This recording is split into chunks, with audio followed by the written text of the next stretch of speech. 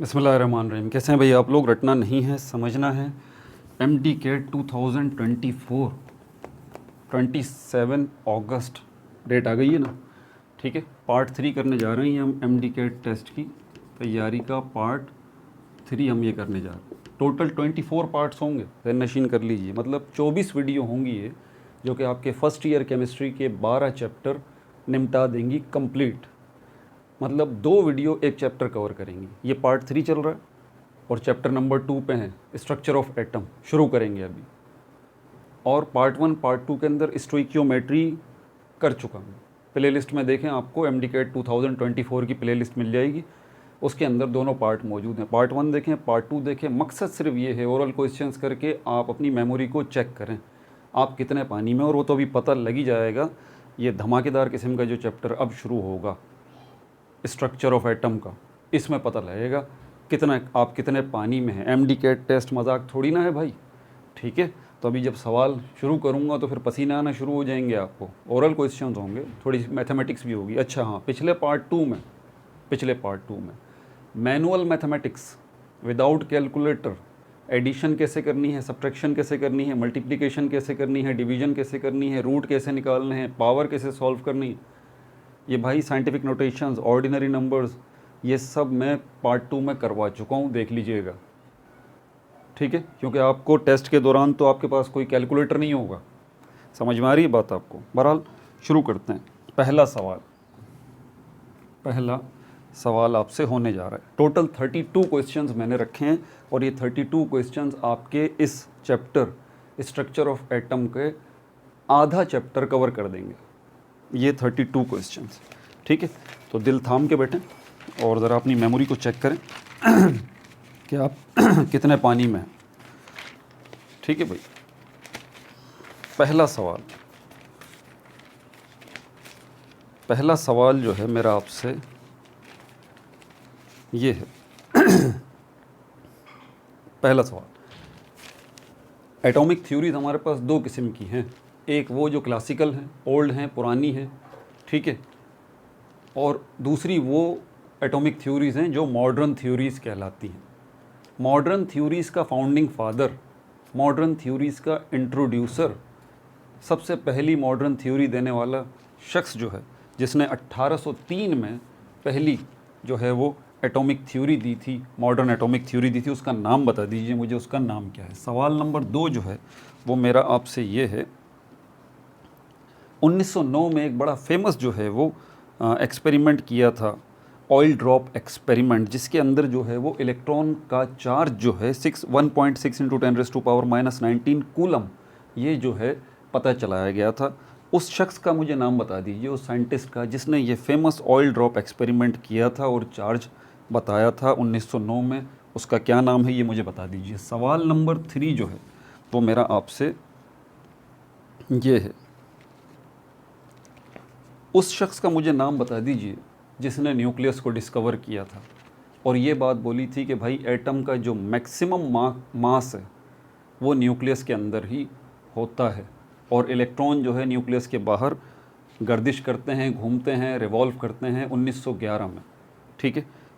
ये किसने कहा था, कौन सी थ्योरी थी ये, किस शख्स ने दी थी, शख्स का नाम बता दीजिए, ठीक है। चौथा सवाल मेरा आपसे ये है। इंग्लिश केमिस्ट जेम्स चैडविक ने जो है वो न्यूट्रॉन को डिस्कवर किया था किस सन में, आप साल का नाम बता दीजिए।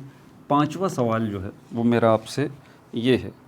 एलिमेंट्स की फ़िज़िकल केमिकल प्रॉपर्टीज़ का ज़िम्मेदार जो है, वैसे तो एटम के अंदर 100 से ज़्यादा पार्टिकल्स होते हैं, आपने तो इलेक्ट्रॉन, प्रोटॉन, न्यूट्रॉन, इन्हीं का नाम सुना है ना। मोर देन 100 पार्टिकल्स हैं, ठीक है।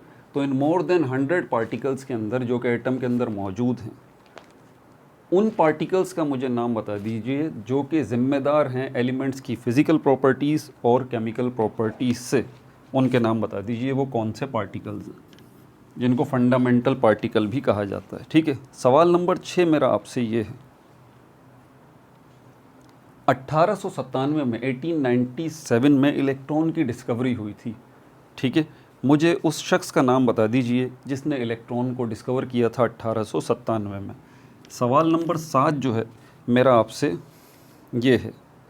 इलेक्ट्रॉन जो है उसका मास बहुत कम होता है प्रोटॉन और न्यूट्रॉन के मुकाबले में। कितने टाइम्स जो है वो एक इलेक्ट्रॉन का मास कम होता है प्रोटॉन के मुकाबले में, और कितने टाइम्स जो है एक इलेक्ट्रॉन का मास कम होता है न्यूट्रॉन के मुकाबले में, ये मुझे बता दीजिए। ठीक है भाई। 8वां सवाल मेरा आपसे ये है, पार्टिकल्स जो हैं वो एक दूसरे के ऊपर फोर्सेस लगाते हैं, फोर्स ऑफ अट्रैक्शन भी लगाते हैं, फोर्स ऑफ रिपल्जन भी लगाते हैं। ठीक है, तो ये जो अट्रैक्टिव फोर्स है और रिपल्सिव फोर्स है, इसको क्या कहा जाता है जो पार्टिकल्स एक दूसरे के ऊपर लगाते हैं? मैं ये उन पार्टिकल्स की बात कर रहा हूँ जो कि एटम के अंदर मौजूद हैं। ठीक है भाई। 9वां सवाल जो है मेरा आपसे ये है,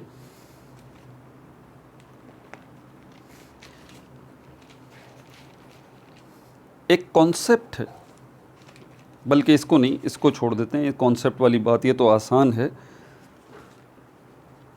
जब इलेक्ट्रॉन की डिस्कवरी हुई थी तो एक ख़ास किस्म की रेस थी जिसके ऊपर जो है वो काम किया गया था, और फाइनली ये बताया गया था कि भाई ये जो रेज़ हैं ये असल में इलेक्ट्रॉन हैं। वो रेज़ कौन सी हैं, आप मुझे उनका नाम बता दीजिए।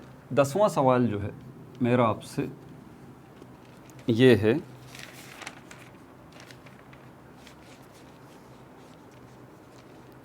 प्रोटॉन को जो है वो डिस्कवर किया था गोल्डस्टेन ने। ठीक है, हालांकि ये बात पूरे तरीके से सही नहीं है, मैंने अपनी वीडियोस में भी ये बात बताई थी कि डिस्कवरी तो गोल्डस्टेन ने की थी, उससे पहले भी लोगों ने की थी, लेकिन उनको पता नहीं था कि ये प्रोटॉन हमने डिस्कवर किया है। ठीक है, जिसने डिस्कवर किया बाद में और क्लेम भी किया वो बहरहाल रदरफोर्ड था, साथ साथ आपको बताता चलूँ। ठीक है, 1920 में। तो बहरहाल बुक के मुताबिक गोल्डस्टेन ने प्रोटॉन को डिस्कवर किया क्रुक्स डिस्चार्ज ट्यूब एक्सपेरिमेंट के दौरान। ये जो प्रोटॉन है ये एटम का कितना परसेंट मास रखता है, यानी कि प्रोटॉन जो है आपको पता है कि न्यूक्लियस में होता है, या अगर हम ये कहें, बल्कि ये कहना ज़्यादा मुनासिब होगा कि एटम के अंदर जो न्यूक्लियस है, हाँ यही एग्जैक्ट सवाल है, परसेंटेज में बताइए, कैलकुलेटेड वैल्यू है ये, कि एटम के अंदर जो न्यूक्लियस है वो कितना परसेंट मास रखता है पूरे एटम का, परसेंटेज में बता दीजिए। ठीक है, सवाल नंबर 11 जो है मेरा आपसे ये है, जेम्स चैडविक ने न्यूट्रॉन को डिस्कवर किया था 1932 में, 1932 के अंदर। उसने आर्टिफिशियल रेडियो एक्टिविटी वाला काम किया था। ठीक है, जिसकी मदद से उसने जो है वो अल्फ़ा रेज़ जो हैं वो हासिल की थी, और ये अल्फ़ा रेज़ हासिल करके, अल्फ़ा पार्टिकल्स हासिल करके उसने बेरिलियम के एटम के ऊपर उसको हिट किया था, बेरिलियम के एटम के न्यूक्लियस पे उनको हिट किया था उन अल्फ़ा पार्टिकल्स को, जिसके नतीजे में बेरिलियम का एटम जो है वो टूट गया था कार्बन और न्यूट्रॉन्स की शक्ल में। इस तरह न्यूट्रॉन्स की डिस्कवरी हुई थी। आप मुझे ये बता दीजिए कि ये जो अल्फ़ा पार्टिकल्स थी जेम्स चैडविक ने ये किस एलिमेंट से हासिल की थी? ये अल्फ़ा पार्टिकल्स जेम्स चैडविक ने किस एलिमेंट से हासिल की थी, उस एलिमेंट का नाम बता दीजिए। ठीक है भाई। 12वां सवाल जो है वो मेरा आपसे ये है, एक न्यूक्लियस के अंदर आपको पता है प्रोटॉन भी होता है, न्यूट्रॉन भी होता है। अगर न्यूक्लियस के अंदर प्रोटॉन इधर उधर हो जाए या न्यूट्रॉन इधर उधर हो जाए, तो इन दोनों में से किसके इधर उधर होने से न्यूक्लियस की स्टेबिलिटी डिस्टर्ब हो जाती है? दोनों में से कौन से पार्टिकल हैं प्रोटॉन और न्यूट्रॉन में से जो अगर आगे पीछे हो जाए, निकल जाए न्यूक्लियस के अंदर से, हिल जाए, या उसमें कोई तब्दीली, तगय्युर या चेंज आ जाए उस पार्टिकल के अंदर, तो ओवरऑल न्यूक्लियस की स्टेबिलिटी डिस्टर्ब हो जाती है? उसका मुझे नाम बता दीजिए, वो प्रोटॉन होता है या न्यूट्रॉन होता है, ये बता दीजिए। ठीक है भाई। 13 क्वेश्चन जो है मेरा आपसे, सवाल नंबर 13 जो है वो मेरा आपसे ये है कि मास ऑफ इलेक्ट्रॉन आपको किलोग्राम में भी पता है, ग्राम में भी पता है, मास ऑफ प्रोटॉन आपको किलोग्राम में भी पता है, ग्राम में भी पता है, मास ऑफ न्यूट्रॉन आपको किलोग्राम में भी पता है, ग्राम में भी पता है। क्या आपको पता है मास ऑफ इलेक्ट्रॉन AMU में कितना है, मास ऑफ प्रोटॉन AMU में कितना है, और मास ऑफ न्यूट्रॉन AMU में कितना है? सोचिए। वीडियो के लास्ट में तो बताऊंगा ही मैं, आपको पता है सॉल्यूशंस बताता हूँ मैं आखिर में। ठीक है। सवाल नंबर 14 जो है मेरा आपसे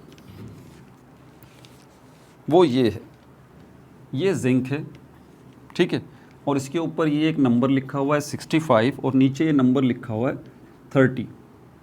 आप मुझे बता दीजिए जिंक के पास इलेक्ट्रॉन कितने हैं, प्रोटॉन कितने हैं और न्यूट्रॉन कितने हैं। ठीक है, अच्छा सवाल नंबर 15 जो है मेरा आपसे वो ये है,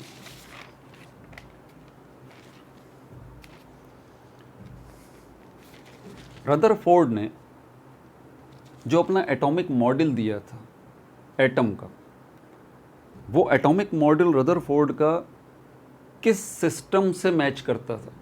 यानी कि उसने मिसाल देके समझाया था कि भाई अगर एटम के मॉडल को समझना है, इलेक्ट्रॉन प्रोटॉन न्यूट्रॉन कहाँ मौजूद हैं, कैसे हरकत कर रहे हैं, अगर इसको समझना है तो आप इस सिस्टम को देख लें तो आपको समझ आ जाएगा, बिल्कुल इससे मैच करता है ये। उसने उस सिस्टम को बेस बना के एटम के मॉडल को एक्सप्लेन किया था। वो कौन सा सिस्टम था उसका मुझे नाम बता दीजिए। ठीक है, सवाल नंबर 16 मेरा आपसे ये है,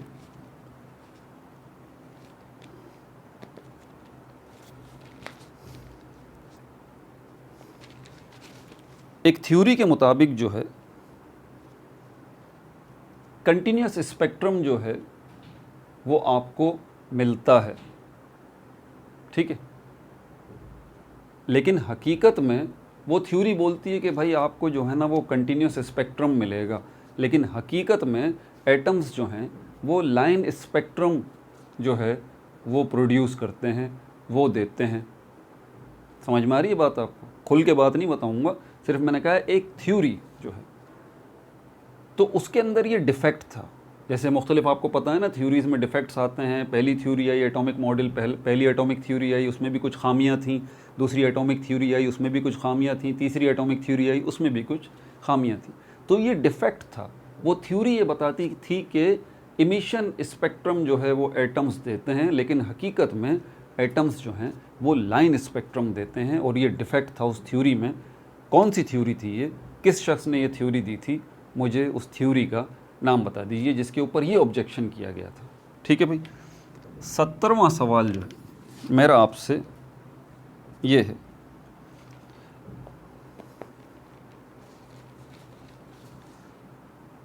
इस थ्योरी के जो डिफेक्ट्स थे ये दोनों आपस में कनेक्ट करते हैं। ठीक है, वही थ्योरी जिसके अंदर कंटिन्यूस स्पेक्ट्रम और लाइन स्पेक्ट्रम वाला झगड़ा था। ठीक है, इस थ्योरी के अंदर इन डिफेक्ट्स को कवर करते हुए एक थ्योरी और आई थी। ठीक है, 1913 में, जिसमें पहले मौजूद थ्योरी के अंदर जो डिफेक्ट्स थे उनको क्लियर किया गया था, उनको कवर किया गया था। आप मुझे बता दीजिए ये कौन सी थ्योरी थी जिसके अंदर पिछली थ्योरी को कवर किया गया था 1913 में। अजीबोगरीब सवाल है ना, लेकिन जो अगर मैंने आपको ये डिफेक्ट बताया कि कंटिन्यूस स्पेक्ट्रम जो है वो हमें मिलता है, कंटिन्यूस स्पेक्ट्रम हमें नहीं मिलता बल्कि हमें तो लाइन स्पेक्ट्रम मिलता है एटम्स से, जबकि थ्योरी कह रही है कि भाई कंटिन्यूस स्पेक्ट्रम मिलता है। तो ये कौन सी थ्योरी कह रही है और इस थ्योरी की करेक्शन जो है वो किसने की थी, ये मेरा 17वां सवाल है। 1913 में जो थ्योरी आई थी ये बता दीजिए। ठीक है, 18वां सवाल जो है मेरा आपसे ये है,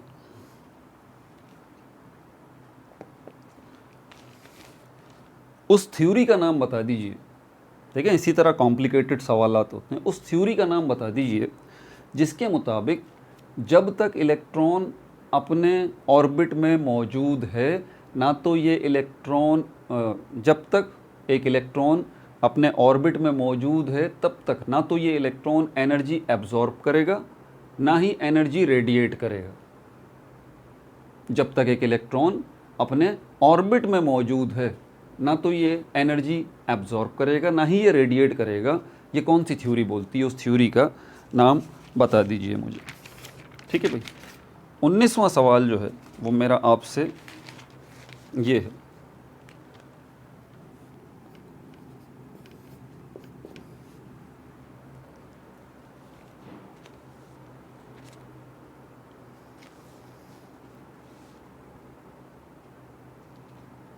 कौन सी थ्योरी है, दोबारा देखें मैं आपसे यही बात पूछ रहा हूँ, कौन सी थ्योरी है, मुझे उस थ्योरी का नाम बता दीजिए जो आपको ये बताती है, जो थ्योरी सिर्फ एप्लीकेबल है सिंगल इलेक्ट्रॉन सिस्टम पर, मतलब सिंगल इलेक्ट्रॉन सिस्टम पे तो वो थ्योरी काम करेगी, उसके अलावा जो है मल्टी इलेक्ट्रॉन सिस्टम जो होगा उस पे वो थ्योरी काम नहीं करेगी। जैसे कि सिंगल इलेक्ट्रॉन सिस्टम के अंदर हाइड्रोजन आ जाता है, एक ही इलेक्ट्रॉन है हमारे पास, हीलियम आयन आ जाता है, उसमें भी एक ही इलेक्ट्रॉन होता है, लिथियम आयन आ जाता है, उसमें भी एक इलेक्ट्रॉन है, एटसेट्रा। तो इसी तरह जो भी सिंगल इलेक्ट्रॉन सिस्टम होगा उसी के तक ये थ्योरी जो है वो वैलिड है। मल्टी इलेक्ट्रॉन सिस्टम पे ये थ्योरी वैलिड नहीं है। ये कौन सी थ्योरी है, मुझे इस थ्योरी का नाम बता दीजिए। ठीक है भाई। सवाल नंबर 20 है मेरा आपसे। मैंने बोला था ना भाई, बम्बास्टिक किस्म के सवाल होंगे। ठीक है, एमडी के टेस्ट पास करना, डॉक्टर बनना, ठीक है, आप सोचते हैं तो भाई ऐसे थोड़ी होगा। तभी तो हम कहते हैं कि रटना नहीं है, समझना है। समझने वाले बनिए। एक एक डेढ़ घंटे के जो मैंने एक एक लेक्चर बनाए हैं यार, वो इसीलिए तो समझाने के लिए ना, ताकि आप सीखें समझें। रट्टे मार के ना भूल जाइए। ठीक है भाई। सवाल नंबर 20 मेरा आपसे ये है, ये एक इक्वेशन मैं आपके सामने रख रहा हूँ। ठीक है, ये इक्वेशन है F = K ZE + E - R²। इसके अंदर ये जो K है, इसकी वैल्यू जो है वो मुझे आप बता दीजिए। ठीक है भाई, इसकी वैल्यू क्या है। अच्छा, वैल्यू से मतलब मेरा नंबर नहीं है, बल्कि मुझे ये कहना मुनासिब होगा हाँ कि ये K जो है वो किसके बराबर है। वैल्यू नहीं पूछ रहा आपसे। ठीक है, ये K किसके बराबर है ये बता दें। 21 क्वेश्चन जो है वो मेरा आपसे ये है। नील बोर ने जो अपनी एटॉमिक थ्योरी दी थी, नील बोर एटॉमिक थ्योरी, उसके अंदर उसने एक इक्वेशन दी थी ये वाली, MVR बराबर है NH/2π। ये इक्वेशन किस चीज़ को फाइंड आउट करने में आपको मदद देती है, ये मुझे बता दीजिए। ठीक है भाई। अच्छा, उसके बाद 22 क्वेश्चन जो है मेरा आपसे ये है। ये एक इक्वेशन मैं आपके सामने रख रहा हूँ, A0 ε0 h² / z π me²। ठीक है भाई। इसके अंदर ये जो आपको A0 नज़र आ रहा है, इसको क्या बुलाते हैं, इसका नाम क्या है, इसका नाम क्या है और इसकी वैल्यू क्या है, ये मुझे बता दीजिए आप। ठीक है भाई। 23 क्वेश्चन जो है मेरा आपसे ये है। एक फार्मूला आपके सामने रख रहा हूँ, R बराबर है A0 n² / z। आप मुझे बता दीजिए कि ये फार्मूला जो है हम किस लिए इस्तेमाल करते हैं, ये किस चीज़ का फार्मूला है, ये मुझे बता दीजिए। क्वेश्चन नंबर 24 जो है वो मेरा आपसे ये है। ये एक फार्मूला आपके सामने लिख रहा हूँ, पोटेंशियल एनर्जी बराबर है -ZE² / 4πε0 R। इस पोटेंशियल एनर्जी के फॉर्मूले के अंदर ये जो नेगेटिव साइन है, नेगेटिव साइन, ये आपको क्या बताता है, ये ज़रा बता दीजिए। ठीक है, दिमाग के फ्यूज़ उड़ रहे होंगे ना भाई, उड़ेंगे तो दिमाग के फ्यूज़ बिल्कुल। मैं आपको बताऊंगा वीडियो के लास्ट में, सारे इसके आंसर दूंगा, टेंशन न लें। क्वेश्चन नंबर 25 जो है वो मेरा आपसे ये है। फॉर्मूला आपके सामने रख रहा हूँ एक,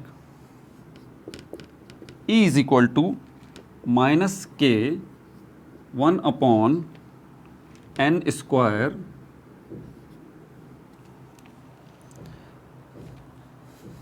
इसमें ये जो K है ये कहलाता है factor which contains all constants. ये K, मुझे इसकी वैल्यू बता दीजिए, इस K की वैल्यू बता दीजिए। ठीक है भाई। 26 जो है, क्वेश्चन नंबर 26 जो है वो मेरा आपसे ये है।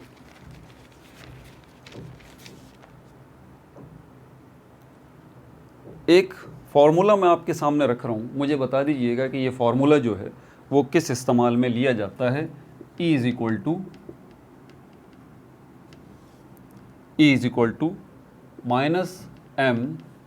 -mz square e power 4 upon 8 pi epsilon not square n square h square. ये फार्मूला किस काम में लिया जाता है ये मुझे बता दीजिए आप। ठीक है भाई, 27 क्वेश्चन मेरा आपसे ये है कि इसी फार्मूले के अंदर ये जो एप्सिलॉन है, ठीक है, ये एप्सिलॉन तो इस सिंबल का नाम है ना, ठीक है, जैसे कि ये सिंबल है, इसका नाम है डेल्टा, लेकिन इसको किस सेंस में लिया जाता है आपको पता है। इसको जब हम चेंज को रिप्रेजेंट कर रहे होते हैं तो हम डेल्टा का सिंबल लेते हैं, जैसे कि change in enthalpy delta H. समझ में आ रही बात आपको।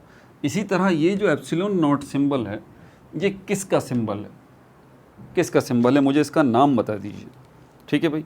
उसके बाद 28 सवाल मेरा आपसे ये है, एक फार्मूला मैं आपके सामने लिख रहा हूँ, मुझे ज़रा बता दीजिएगा कि ये फार्मूला किस काम में आता है। ठीक है, v बराबर है m e power 4 upon 8 epsilon not square h cube 1 upon n square 1 minus 1 upon n square 2। ये फार्मूला ज़रा बता दीजिएगा कि ये फार्मूला हम किस लिए इस्तेमाल करते हैं। 29 क्वेश्चन भी मेरा फार्मूले से ही रिलेटेड है। फार्मूला आपके सामने रख रहा हूँ, v bar R H 1 upon n1 square minus 1 upon n2 square. ये फार्मूला मुझे बता दीजिए कि ये फार्मूला जो है किस सिलसिले में इस्तेमाल किया जाता है, ये मुझे बता दीजिए। 30 क्वेश्चन मेरा ये है, ये जो आपको आर एच नज़र आ रहा है इस फार्मूले के अंदर, इस आर एच का नाम क्या है और इसकी वैल्यू क्या है, ये दोनों चीज़ें मुझे ज़रा आप बता दीजिएगा। ठीक है भाई। 31 क्वेश्चन जो है मेरा आपसे ये है,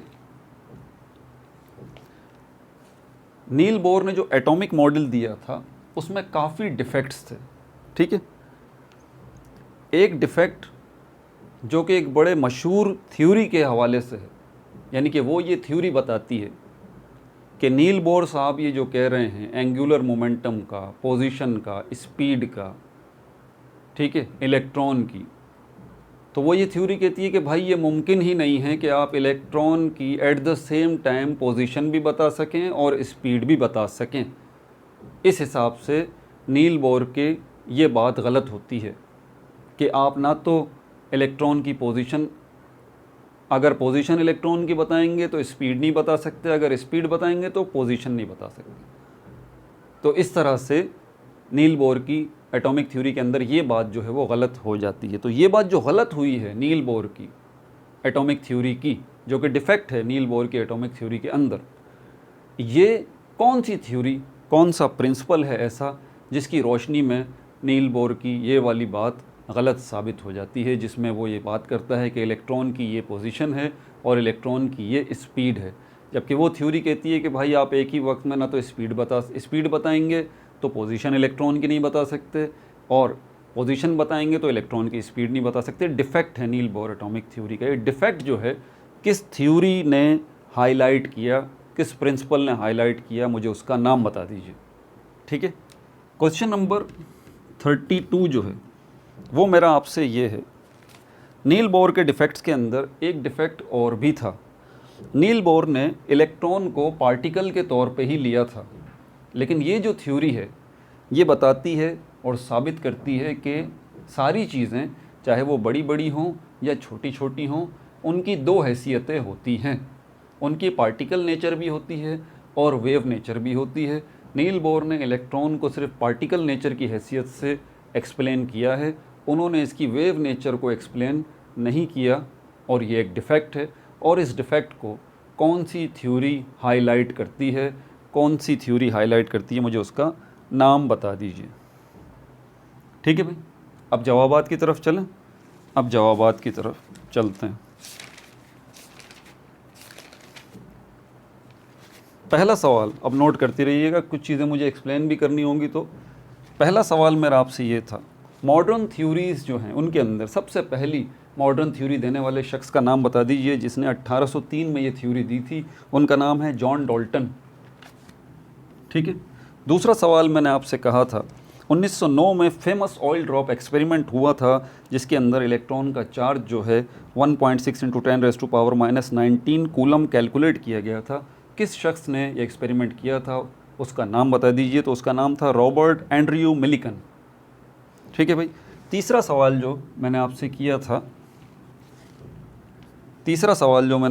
था वो मैंने आपसे कहा था कि मुझे उस शख्स का नाम बता दीजिए जिसने अपनी थ्योरी के अंदर 1911 में ये बात बताई थी कि एटम का जो मास है वो उसके बीच में, उसके न्यूक्लियस में कंसंट्रेट करता है, और हकीकत में उसने एटम के अंदर न्यूक्लियस को डिस्कवर किया था। उस शख्स का नाम बता दीजिए। तो उस शख्स का नाम था अर्नेस्ट रदरफोर्ड। ठीक है भाई। चौथा सवाल जो मैंने आपसे पूछा था उसमें मैंने आपसे पूछा था कि इंग्लिश केमिस्ट जेम्स चैडविक ने जो न्यूट्रॉन डिस्कवर किया था वो किस सन में किया था। तो इन्होंने 1932 में 1932 में न्यूट्रॉन को डिस्कवर किया था। ठीक है।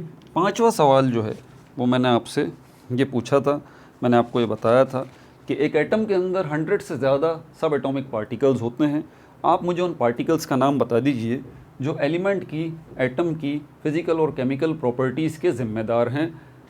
तो उनके नाम हैं इलेक्ट्रॉन, प्रोटॉन और न्यूट्रॉन, और यही फंडामेंटल पार्टिकल्स जो हैं इसीलिए कहलाते हैं क्योंकि एटम या एलिमेंट की फिज़िकल और केमिकल प्रॉपर्टीज़ जो हैं वो इनसे कनेक्टेड हैं। ठीक है, इन पे डिपेंड करती हैं। ठीक है। छठा सवाल जो मैंने आपसे पूछा था कि 1897 में 1897 में इलेक्ट्रॉन को डिस्कवर करने वाले शख्स का नाम बता दीजिए। तो वो थे जे थॉमसन, जिन्होंने इलेक्ट्रॉन को डिस्कवर किया था। सातवां सवाल मैंने आपसे पूछा था ये कि इलेक्ट्रॉन जो है वो हल्का होता है, लाइट होता है प्रोटॉन और न्यूट्रॉन के मुकाबले में कितने टाइम्स। तो इलेक्ट्रॉन जो है वो 1836 टाइम्स जो है वो हल्का होता है प्रोटॉन के मुकाबले में, 1836 टाइम्स हल्का होता है प्रोटॉन के मुकाबले में, और इलेक्ट्रॉन जो है 1839 टाइम्स हल्का होता है न्यूट्रॉन के मुकाबले में, यानी कि 1839। आठवां सवाल जो मैंने आपसे किया था वो मैंने आपसे किया था कि पार्टिकल आपस में फोर्सेस एक्सर्ट करते हैं, अट्रैक्टिव फोर्सेस भी और रिपल्सिव फोर्सेस भी, जो एटम के अंदर पार्टिकल्स होते हैं। उन अट्रैक्टिव और रिपल्सिव फोर्सेस को क्या नाम दिया जाता है वो मुझे बता दीजिए। तो इसको कहा जाता है इलेक्ट्रोस्टैटिक फोर्स। ठीक है भाई। नवां सवाल जो मैंने आपसे किया था वो मैंने आपसे ये किया था, कौन सी रेस थी जिनके ऊपर काम करके बाद में जे थॉमसन ने 1897 में साबित किया और क्लेम किया है कि ये रेस जो हैं असल में इलेक्ट्रॉन्स हैं। तो वो रेस कौन सी थी? वो कैथोड रेस थी। कौन सी थी? Cathode rays. ठीक है भाई। नवां सवाल जो है, 10वां सवाल जो है मेरा आपसे ये था कि एटम के अंदर जो न्यूक्लियस है वो पूरे एटम का कितना परसेंट मास जो है वो कवर करता है, कितना परसेंट मास कवर करता है न्यूक्लियस जो है, वो मुझे परसेंटेज में बता दीजिए। तो ये 99.94% जो है मास कवर करता है सिर्फ एक न्यूक्लियस पूरे एटम का। ठीक है, 99.94%। ठीक है भाई।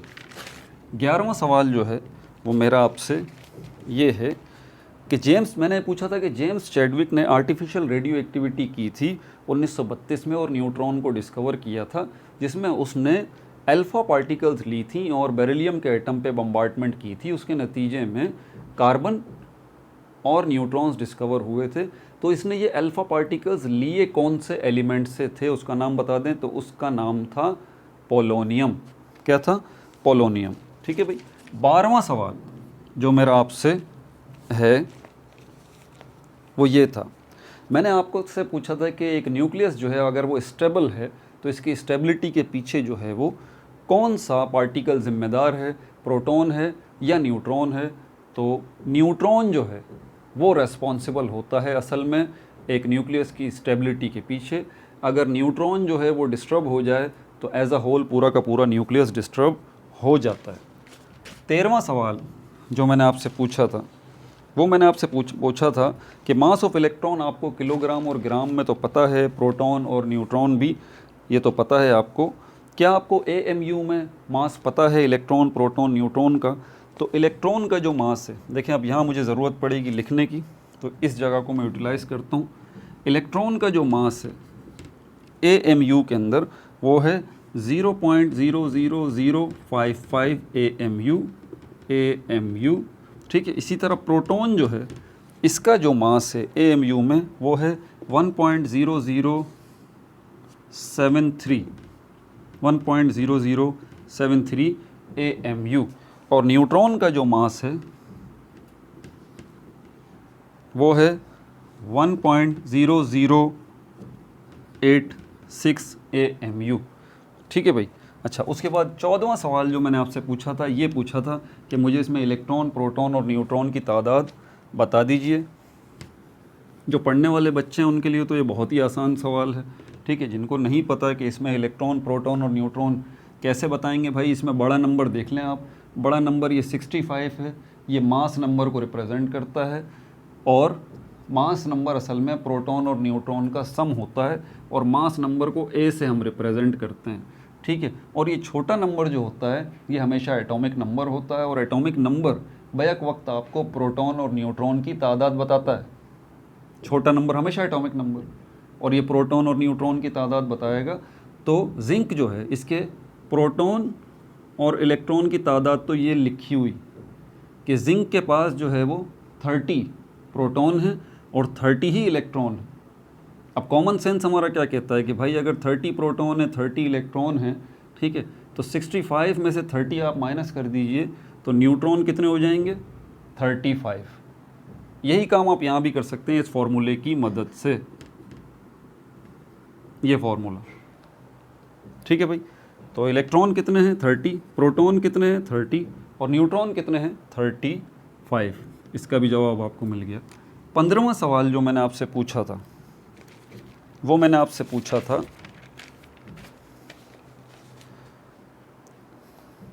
कि लॉर्ड रदरफोर्ड ने जो अपना एटॉमिक मॉडल दिया था 1911 में, लॉर्ड रदरफोर्ड ने जो अपना एटॉमिक मॉडल दिया था 1911 में, उसने किस सिस्टम से मैच करके अपने एटॉमिक मॉडल को बताया था कि भाई एटॉमिक मॉडल जो है किसी भी एटम का स्ट्रक्चर जो होता है वो ऐसा होता है, आप इस सिस्टम को देख लें तो आपको एटम का सिस्टम समझ में आ जाएगा। तो वो कौन सा सिस्टम था भाई? वो था सोलर सिस्टम। रदरफोर्ड ने यही बात की थी, इस तरह हमारे सोलर सिस्टम में प्लैनेट्स जो हैं वो घूम रहे हैं सन के गिर्द, बिल्कुल इसी तरह एटम के अंदर आप देख लीजिए इलेक्ट्रॉन्स जो है वो रिवॉल्व कर रहे हैं न्यूक्लियस के गिर्द, ठीक है भाई। 16वां सवाल जो है वो मैंने आपसे किया था, 16th क्वेश्चन, वो मैंने आपसे पूछा था कि एक ऑब्जेक्शन किया गया था कि एटम जो है वो तो कंटिन्यूस स्पेक्ट्रम जो है वो नहीं देते, बल्कि वो तो जो है वो एटम जो है वो लाइन स्पेक्ट्रम देते हैं, कंटिन्यूस स्पेक्ट्रम नहीं देते। ये ऑब्जेक्शन था कि एटम जो है वो लाइन स्पेक्ट्रम देते हैं, कंटिन्यूस स्पेक्ट्रम नहीं देते। ये ऑब्जेक्शन किया गया था। तो ये किस थ्योरी पे किया गया था, ये मेरा सवाल था। तो ये 1911 में जो लॉर्ड रदरफोर्ड ने अपना एटॉमिक मॉडल दिया था उसी के ऊपर ये ऑब्जेक्शंस आने शुरू हुए थे। 1911 में उन्होंने मॉडल दिया था और ये अपना एटॉमिक मॉडल सोलर सिस्टम से मुतालिक, और उसके बाद ही उसके ऊपर ये ऑब्जेक्शंस जो है आने शुरू हो गए थे कि भाई एटम तो लाइन स्पेक्ट्रम देता है, आपके मॉडल के मुताबिक तो एटम जो है वो कंटिन्यूस स्पेक्ट्रम दे रहा है। इस डिफेक्ट को 2 साल बाद रेक्टिफाई किया था नील बोर ने। नील बोर एटॉमिक थ्योरी जब आई थी 1913 में, ठीक है। और यही मेरा अगला सवाल था कि कौन सा शख्स था, कौन सी थ्योरी थी जिसने 1913 में जाके अपनी जब थ्योरी दी तो उसने इस डिफेक्ट को कवर किया था और लाइन स्पेक्ट्रम को एक्सप्लेन किया था। तो वो नील बोर एटॉमिक थ्योरी थी, ठीक है, जिन्होंने इसको करेक्ट किया था 1913 में। नील बोर ने इसको करेक्ट किया था। अच्छा, उसके बाद 18वां सवाल जो है वो मेरा आपसे ये था कि मुझे उस थ्योरी का नाम बता दीजिए जो थ्योरी ये बात कहती है कि जब तक एक इलेक्ट्रॉन एक ऑर्बिट में मौजूद है, ना तो वो एनर्जी को एब्जॉर्ब करेगा, ना वो एनर्जी को रेडिएट करेगा। ये किस थ्योरी के अंदर बात की गई है? तो ये नील बोर एटॉमिक थ्योरी के अंदर बात की गई है। ठीक है भाई। 19वां सवाल जो है वो मेरा आपसे ये है,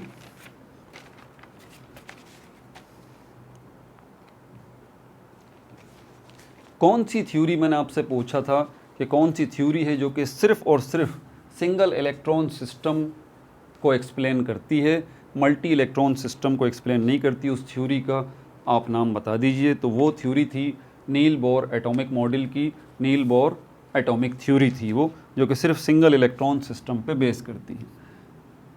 20वां सवाल, मैंने ये इक्वेशन आपको दी थी और इस इक्वेशन के अंदर मैंने कहा था कि ये k जो है इसके मुझे बता दें कि ये किसके बराबर है। मैंने वैल्यू नहीं पूछी थी आपसे, मैंने कहा था ये k किसके बराबर है। तो ये k बराबर है 1/4 पाई एप्सिलॉन नॉट के।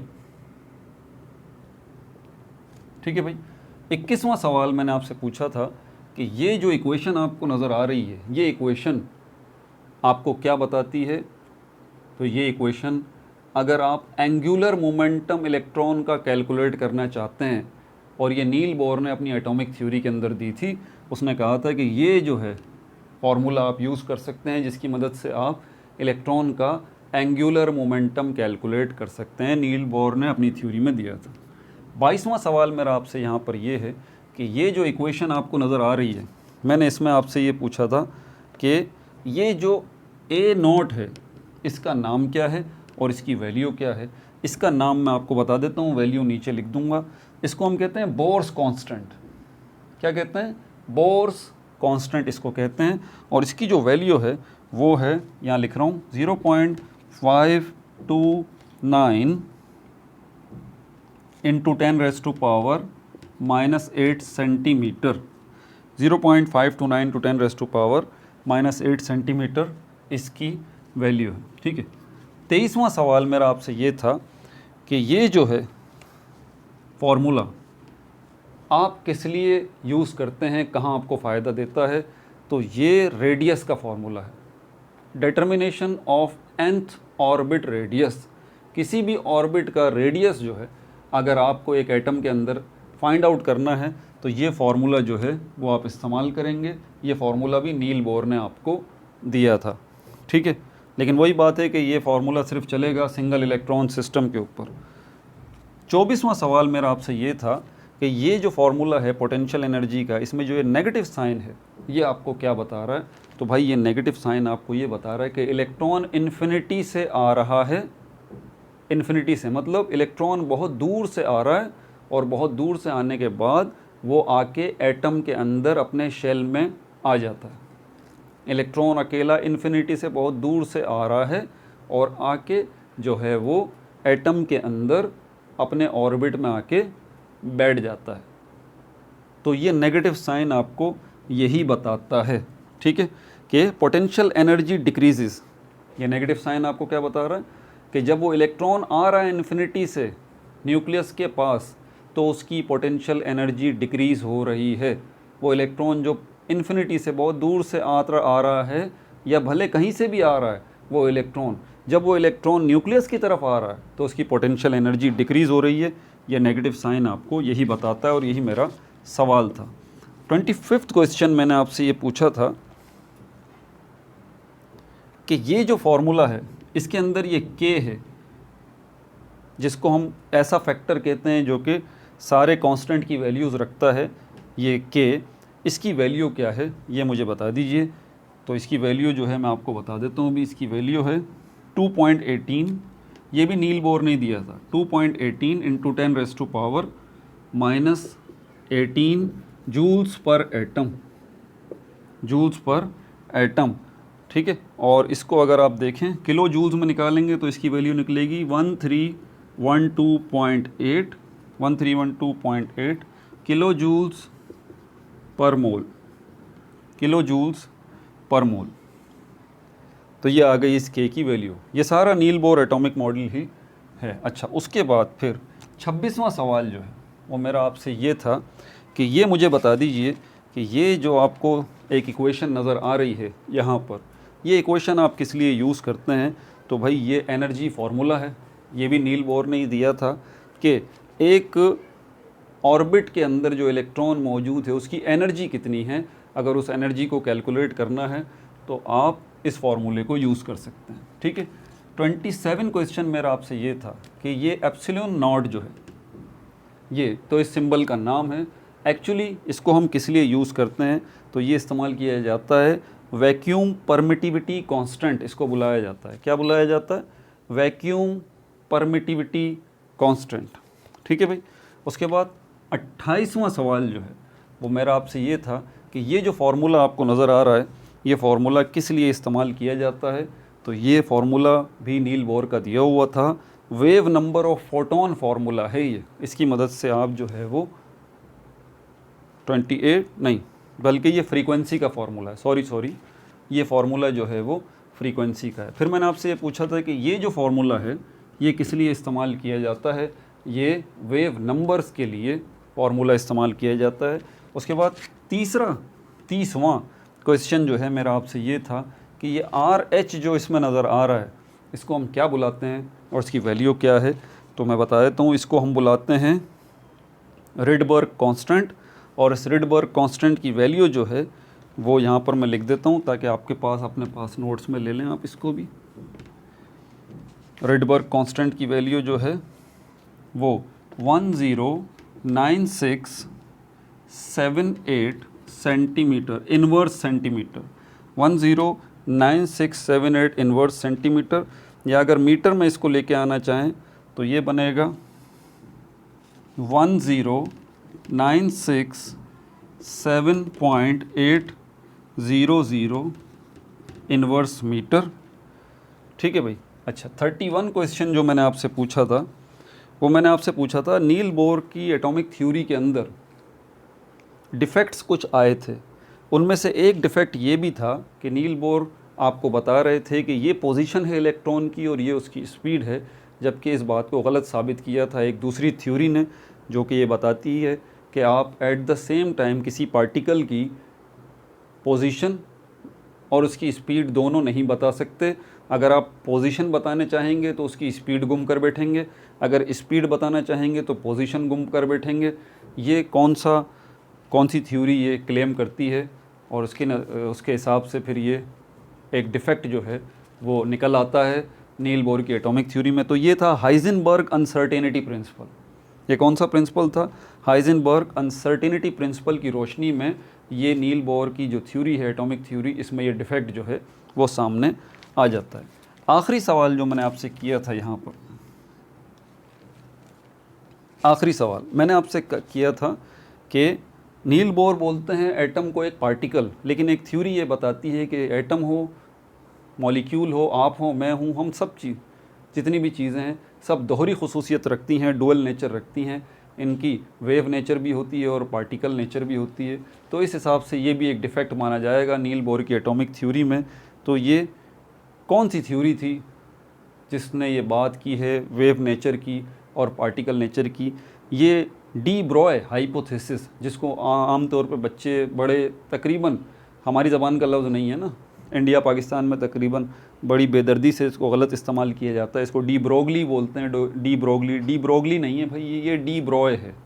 D Broglie hypothesis, D Broglie hypothesis जो है ये यही बात करता है, डी ब्रॉय हाइपोथेसिस के सब चीज़ें, चाहे वो पार्टिकल हों, चीज़ें हों, आप हों, मैं हूँ, दोहरी खसूसियत रखते हैं, वेव नेचर भी और पार्टिकल नेचर भी। तो नील बोर साहब जो पार्टिकल के तौर पे ट्रीट कर रहे हैं सिर्फ इलेक्ट्रॉन को, ये एक इनका डिफेक्ट है।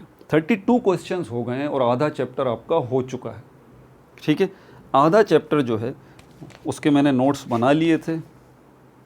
ठीक है, तो इसका पार्ट 2 जो होगा, स्ट्रक्चर ऑफ एटम का पार्ट 2, ओवरऑल तो पार्ट 4 आएगा MDCAT का। ठीक है, लेकिन इसका पार्ट 2 जो है वो शुरू होगा 33 से, क्वेश्चन नंबर 33 से अगली वीडियो के अंदर।